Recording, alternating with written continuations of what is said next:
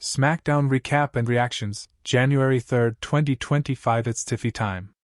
WWE kicked off the 3-hour era on SmackDown this week with a bang. It's finally Tiffy Time, folks. This week's episode of Friday Night SmackDown marked the first for the Blue brand in its new era as a 3-hour show.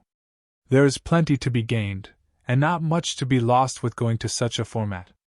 All the talent who haven't had as much to do are surely going to see more time on television, which will, in the long run, be good for everyone. Having said that, it's going to take some time to get used to having to dedicate 3 hours to WWE every Friday night. And that's for someone whose job is to cover it. The idea of giving 8 p.m. Eastern Time to 11 p.m. Eastern Time every Friday night to pro wrestling just doesn't make sense for most folks. Then again, if the show is good, it will find its audience. So let's see how WWE did with this first outing in 2025. Cody Rhodes opened this show with a microphone to tell us he's not actually cleared to wrestle just yet, and that's because of Kevin Owens. He's real mad at him. And then Drew McIntyre's music hit the loudspeakers, and wouldn't you know it, that man walked out and gave the WWE champion a hug right there in the ring. He feels bad for the guy. He recognizes that he is the quarterback of WWE right now at its absolute deepest talent-wise, and he's here to help. He doesn't want to hurt Cody, he wants to help him. Rhodes, of course, was suspicious of this. He flat out told McIntyre he didn't believe him, even offering up a title shot. McIntyre maintained he was here for the right reasons. All the way up to walking out and telling him, "You need to watch your back."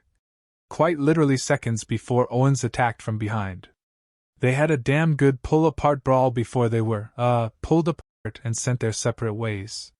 They've done a fine job of keeping heat on all of this while also introducing a few interesting wrinkles, like this McIntyre appearance.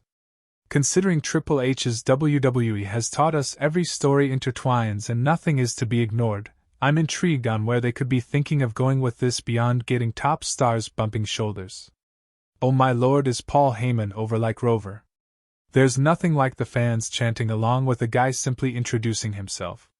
He was here to cut a promo about the match coming up on Monday Night Raw next week, Tribal Combat. We will learn who the real tribal chief actually is when Roman Reigns and Solo Sikoa square up to figure it out. Heyman admitted they trained Sikoa to be the next tribal chief, doing everything they could to get him ready. But it isn't time just yet. The problem was Reigns couldn't help himself at WrestleMania, the powerful emotions surrounding the breakup of the Shield still raging within him, and it leading to Cody Rhodes winning the title and Solo thinking he could run a coup. The bloodline could be his, so he schemed up a plot. He stole the Ula Fala. He recruited a band of misfits who aren't welcome in the United States. He did all this because no one will acknowledge Solo. They still acknowledge the real and true tribal chief, the OTC, Roman Reigns. Before Heyman could make it out of the ring, of course, Sikoa chose to join him there. "I wanted you to know I'm about 10 seconds away from pissing in my pants." Heyman is too good. He said he doesn't want a repeat of what happened to him when he refused to acknowledge Solo last time. Heyman handed him the microphone when he asked for it, and looked appropriately terrified. Solo, surprisingly, asked for a favor. He needs someone he can trust, who loves his family, who would never disrespect that family, and would never disrespect the Ula Fala. So this Monday, if Reigns beats him, Heyman will put the Ula Fala around his neck and Solo will acknowledge him. But when he beats Roman, he expects Heyman to put the Ula Fala around his neck, and it will be known he owns Heyman. "You will be my wise man forever." We're to a point now where they pretty much have to bring this story to a conclusion at Raw next week. They've done too many matches between Reigns and Sikoa already, and this Ula Fala business needs wrapping up before they get to whatever it is they want to do with the top names at WrestleMania.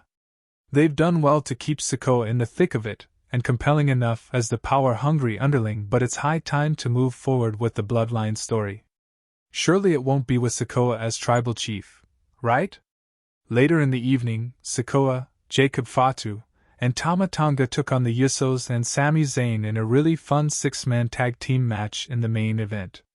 Drew McIntyre made his presence felt late to